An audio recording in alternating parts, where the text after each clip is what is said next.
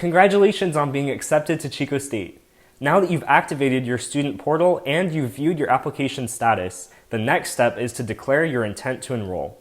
In this video, we'll walk you through the process of declaring your intent to enroll and paying your enrollment confirmation deposit. To access the Student Center, sign into your portal and click the Student Center link. From the dashboard, toggle the main menu, then select the Admissions drop-down menu. And finally, click Accept or Decline Admissions. From here, indicate your choice by selecting either Accept or Decline. Please do not complete this step until you are certain that you do or don't wish to attend, as this choice is difficult to reverse. To accept, click Accept and then Confirm. You will receive a message confirming your choice. If you are required to pay the acceptance confirmation deposit, the message will provide a link to pay this deposit.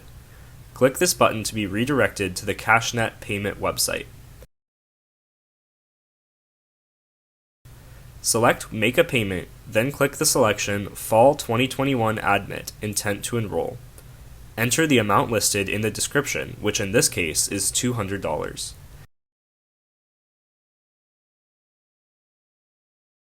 Select Add to Payment, then scroll to the bottom of the screen and click Continue.